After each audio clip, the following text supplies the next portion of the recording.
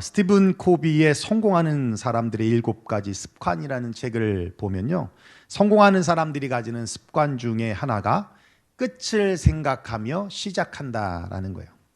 시작도 안 했는데, 혹은 시작부터 끝을 생각한다라는 말이 좀 엉뚱하게 들리고 공감이 안 될 수도 있겠지만, 이렇게 끝을 생각하며 시작하는 습관이 중요한 이유는 최후의 순간을 마음속에 분명하게 간직하고 있으면, 내가 어떤 모습이 될 것이다 라는 것을 분명하게 간직하고 있으면 아주 중요한 결단, 중요한 선택을 할 때 내가 지금 하는 일의 목적에 올바르게 맞게끔 선택할 수 있기 때문에 중요하다라는 거예요.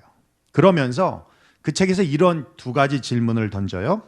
당신의 장례식에 참석한 사람들이 당신에 대하여 어떻게 말해주기를 바라는가? 그리고 사람들이 당신을 어떻게 기억해 주기를 바라는가? 여러분은 어떤 사람으로 기억되기를 원하십니까?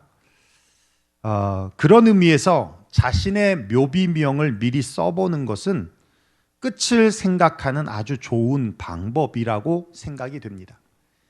묘비명은 고인이 세상에 건네는 마지막 인사이기도 하고요, 또 고인이 살았던 삶에 대한 아주 짧은 요약이기도 하고, 또 찾아오는 이에게 이렇게 살았으면 좋겠다라고 하는 교훈이 되기도 하기 때문에 그렇습니다. 초등학교 교과서에 실린 풀꽃이라는 시인의 저자인 나태주 시인은 많이 보고 싶겠지만 조금만 참자라는 묘비병을 자기가 죽으면 쓸 것이다 라고 말을 했다고 합니다. 찾아올 사람도 별로 없지만 만약에 딸과 아들이 가끔 올 때 하고 싶은 말이라고 하면서, 의미가 그거예요. 너 여기 왜 왔니? 보고 싶어서 왔지? 조금만 참아라. 너도 조금 있으면 죽을 거야 라는 의미가 담겨 있고, 또 다른 의미가 뭐냐면 너도 죽을 것을 좀 기억해서 겸손하게 열심히 살아라. 좋은 일 하면서 살아라 라고 하는 뜻의 의미가 담겨 있다라고 합니다. 여러분들은 만약 위인들을 통해서 지금까지 쭉 말씀해 왔어요. 말할 사람들이 수두룩하지만 결국은 다 똑같다는 거예요. 결국은 결론이 뭐냐? 세상이 감당할 수 없는 사람이더라. 세상이 감당할 수 없는 것이 바로 믿음이더라 라는 것을 얘기하고 있는 거예요. 그래서 내가 더 무슨 말을 하겠느냐. 그렇다면 세상이 감당할 수 없는 사람들이 가진 믿음, 그 믿음이 어떤 것인가? 2가지로 제가 말씀드릴 수 있을 것 같아요. 이제 오늘이 히브리서 11장 믿음장의 마지막 절까지 우리가 봤는데, 제가 다음 주로 이제 히브리서 11장을 마치거든요. 근데 중간에 떼놓은 말씀이 있어요. 사실은 대신방 때 신방을 하면서 그 말씀을 전하면서 같이 쉐어링을 하려고 했는데 대신방이 제대로 되지 않아서 마지막 그 말씀을 다음 주로 전하면서 이제 맞춰질 거예요. 그런데 우리가 믿음 하면서 여러 가지의 정의들을 내렸잖아요. 근데 그런 정의들을 결국은 이렇게 다 크게 바운다리로 나눠보면 2가지라는 거예요. 하나는 상황과 환경을 극복하는 믿음이라는 겁니다. 상황과 환경을 극복하는 믿음. 33절과 34절에 보면 이렇게 말씀하고 있어요. 그들은 믿음으로 나라들을 이기기도 하며 의를 행하기도 하며 약속을 받기도 하며 사자들의 입을 막기도 하며 불의 세력을 멸하기도 하며 칼날을 피하기도 하며 연약한 가운데서 강하게 되기도 하며 전쟁에 용감하게 되어 이방 사람들의 진을 물리치기도 하며. 우리가 지금까지 봐왔던 믿음의 사람들은 쉽고 편안한 길을 갔던 사람들이 아니라는 겁니다. 조건이 충족되어서 뜻을 이루고 성공을 이룬 사람들이 아니라는 거예요. 그들 앞에 놓인 조건과 환경은 마치 홍해를 앞에 두고 건너가야 하는 불가능한 상황 속에서 믿음으로 홍해를 갈라서 건넜던 사람들이고, 전쟁을 하면 불보듯 뻔하게 질 수밖에 없는 조건과 상황입니다. 무기도 없고 군사도 없습니다. 그런데 믿음으로 이기더라는 거예요. 부정과 부패와 불의가 가득한 시대적 상황 속에서 믿음으로 하나님의 의와 하나님의 뜻을 이룬 사람들이란 겁니다. 다니엘의 세 친구처럼 사드락, 메삭, 아벳느고와 같이 풀무불에서 머리털 하나도 타지 않고 믿음으로 건짐을 받았고, 권력의 칼날 앞에서 믿음으로 당당히 맞서서 싸워 건짐을 받았던 사람들이기도 하더라는 거예요. 성경에 기록된 믿음의 인물들은 단 한 명도 예외 없이 불리하고 불가능하고 불합리적인 조건과 환경이었지만 믿음으로 극복했던 믿음의 사람들이었다라는 것입니다. 제가 자주 언급하는 닉 부이치치라고 하는 사람, 여러분 잘 아시죠? 태어날 때부터 팔다리가 없이 태어났어요. 어릴 때 그가 매일매일 기도했던 것이 있는데, 하나님 저에게 팔과 다리를 다시 주신다면 그 기적을 온 세상에 다니면서 전하겠습니다라는 그런 기도였어요. 그런데 기도하고 나면 아무런 변화가 없었습니다. 얼마나 실망이 되겠어요. 시간이 지난 후에 하나님께서 기도에 응답하지 않은 이유를 깨닫게 되었는데, 팔과 다리는 없지만 두 팔과 두 다리를 가진 사람들보다 더 많은 곳을 다니면서 팔다리 없이 소망의 메시지를 전할 수 있다는 것이 더 큰 기적이다라는 것을 깨닫게 되었다는 거예요. 우리는 우리 앞에 있는 조건을 탓합니다. 환경과 상황에 대한 핑계를 댑니다. 이래서 발전도 못하고 발전도 없고 성장도 없고 믿음의 역사도 없고 답답한 인생을 사는 사람들이 참 많습니다. 여러분, 발 없으면 복음 못 전합니까? 돈 없으면 선교 못 합니까? 바쁘면 못 섬깁니까? 아니잖아요. 여기 이사 올 때 돈 없었어요. 그래도 교회 이사했어요. 돈 없으니까 몸으로 때웠어요. 그래서 밤늦도록 바닥 깔고 했습니다. 군에서 쓰는 격언이 있어요. 환경을 극복해서 마침내 전쟁에서 이기고 하나님의 뜻을 이루고 승리하는 사람도 있지만, 믿음 때문에 엄청난 고난과 핍박과 시련을 당했던 사람들도 있고, 그런 시련과 핍박으로 인해 죽음을 당한 사람들도 있더라는 겁니다. 그러나 세상이 감당하지 못하는 사람은 결코 그런 시련의 핍박에 절대로 넘어지지 않았다는 거예요. 시험에 들지 않았다는 것입니다. 믿음을 저버리지 않았다는 것입니다. 여러분, 말이 쉽지 목숨을 위협받는 상황에서 믿음을 지킨다는 것은 결코 쉽지 않습니다. 사실 살면서 참 오해받는 것도 많이 있잖아요. 근데 오해받으면 못 견뎌요. 그 오해 풀려고 얼마나 애를 씁니까? 에서와 같이 배고픔을 못 참고 팥죽 한 그릇에 그 무거운 장자권을 팔아버리는 일들이 사실 어찌 에서뿐이겠습니까? 배고파서 믿음 팔아버리고, 물질의 유혹 때문에 믿음 팔아버리고, 되는 일이 하나도 없다라고 하면서 믿음 팔아버리고, 돌아보면 별것도 아닌데 쉽게, 아니 너무 쉽게 믿음을 저버리고 내 뜻대로, 내 의지대로, 내 생각대로 할 때가 얼마나 많았냐라는 것이죠. 1999년 4월 20일에 미국 콜로라도 덴버시에 있는 콜럼바인 고등학교에서 총기 난사 사고가 일어났습니다.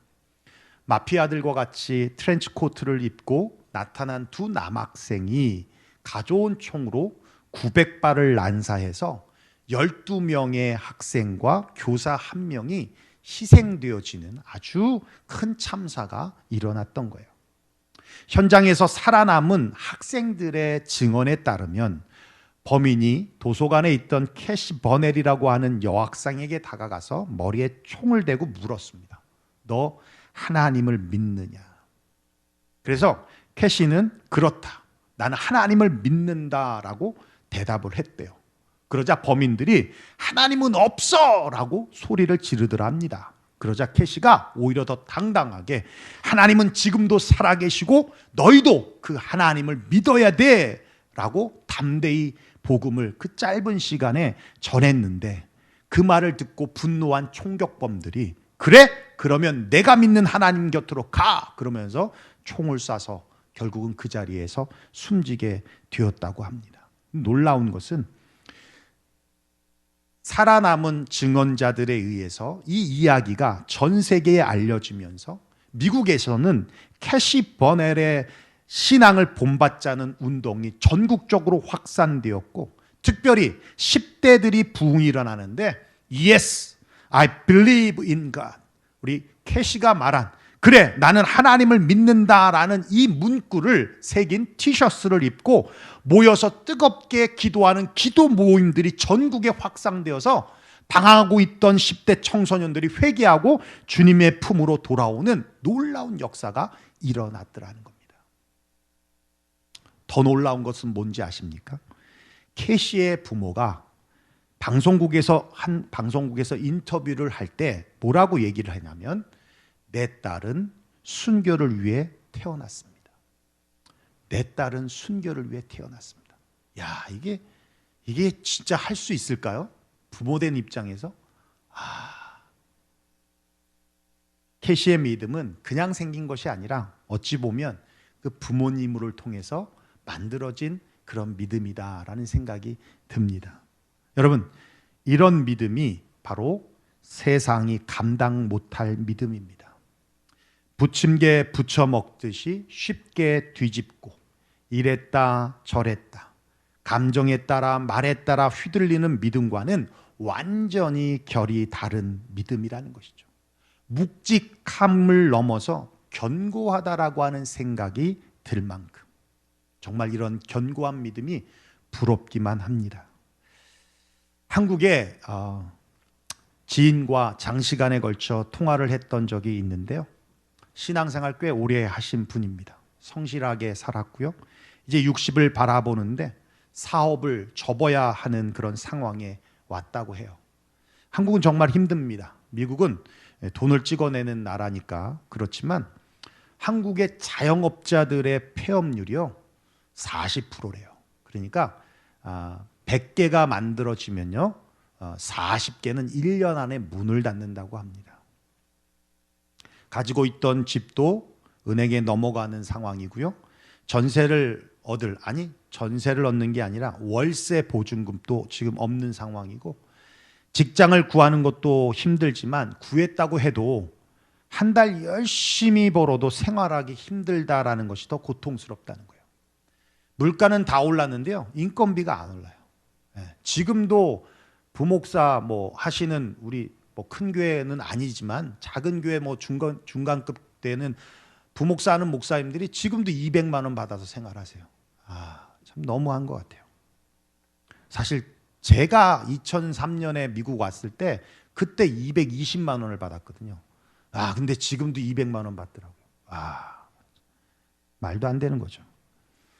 자녀들은 대학에 다니고 부모로서 너무 부끄럽고 또 미안한 마음에 눈물을 흘리더라는 겁니다. 긴 대화 속에서 그분이 저에게 두 가지 질문을 하세요. 하나는, 목사님, 정말 하나님은 살아계십니까? 살아계신다면 왜 나에게 이런 고난을 주시냐는 것이죠. 두 번째는, 목사님, 앞이 막막합니다. 제가 지금 그 상황을 견뎌낼 수 있을까요? 이겨낼 수 있을까요? 참 가슴 아팠습니다만, 여러분, 고난과 시련 가운데 있을 때 오는 두 가지의 시험이 있어요. 하나는 불신은 아니지만, 그래도 좀 믿음이 있는 분들은 불신하지는 않아요. 불신은 아니지만 믿음의 회의가 옵니다. 정말 하나님이 살아계신가 하는 하나님에 대한 회의가 와요. 둘째는 뭐냐면 소망에 대한 회의입니다. 나에게 다시 좋은 날이 올까? 그런 마음에 절망과 좌절감이 온다는 겁니다. 여러분, 이런 마귀의 속삭임에 넘어가서는 안 됩니다. 오히려 믿음은요, 이때를 위한 거예요. 이때를 위하여 우리는 지금 믿음을 쌓고 있는 겁니다. 아무리 고난이, 핍박이 우리를 힘들게 해도 바뀌지 않는 두 가지 분명한 사실이 있어요. 첫째는 하나님과 우리와의 관계는 변하지 않는다는 겁니다. 하나님 우리의 아버지 되십니다. 우리는 그분의 자녀입니다. 우리의 아버지 되신 하나님은 힘있고 능있고 못하실 일이 없는 그런 분이라는 거예요. 만약 그 아버지가 지금 고난받고 있는 자식을 그냥 지켜만 보고 있다면 그것은 반드시 나를 더욱 강하게 훈련시키는 과정일 것이고, 또 그 고난과 핍박을 통해서 하나님이 이루고자 하는 뜻이 있다는 겁니다. 마치 캐시버넬이 그 자리에서 구원을 받지 못했지만 그녀의 죽음을 통해서 10대들의 부흥이 일어나고 영혼들이 변화가 나타나는 일이 있듯이 반드시 그 일을 통해 이루고자 하는 하나님의 뜻이 있을 거라는 거예요. 하나님과 우리와의 관계는 절대 변하지 않습니다. 두 번째는 그거예요. 하나님과의 약속은 변하지 않는다는 겁니다. 마태복음 28장에 말씀하고 있죠. 세상 끝날까지 내가 너희와 항상 함께 하시리라. 세상에 있는 자기 사람들을 사랑하시되 끝까지 사랑하시느니라. 예, 끝까지. 그 아버지 되신 하나님은 여러분을 사랑하십니다. 그 사랑은 절대 변하지 않습니다. 절대 바뀌지 않습니다. 사랑하기 때문에 여러분이 고통 가운데 있을 때 함께 고통스러워하시고, 슬픔 가운데 있을 때 함께 슬퍼하시고, 아픔 가운데 있을 때 함께 아파하시는 거예요. 하나님과의 약속은 절대 변하지 않습니다. 절대 바뀌지 않습니다. 여러분, 그 사실을 믿고 어떤 고난과 핍박에도 넘어지지 않고 변하지 않고 그 묵직함을 넘어 견고한 믿음으로 여러분 세상이 감당하지 못하는 저와 여러분 되시기를 주의 이름으로 축원합니다. 기도하겠습니다.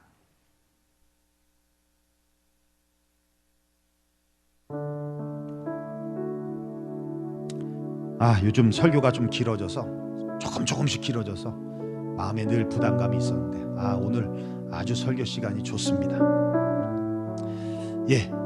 우리가 수많은 믿음의 유언들을 같이 봤지만요, 결론은 두 가지입니다.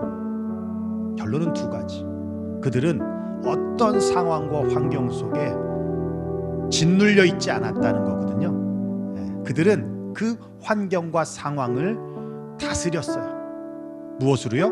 믿음으로요. 또 다른 하나가 있다면 어떤 시련도, 어떤 고난도, 어떤 역경도 절대 굴복하지 않았다는 겁니다. 거기에 믿음을 버리지 않았다는 거예요. 그 상황에서 믿음을 버린 사람들은 믿음장에 기록되지도 않았습니다.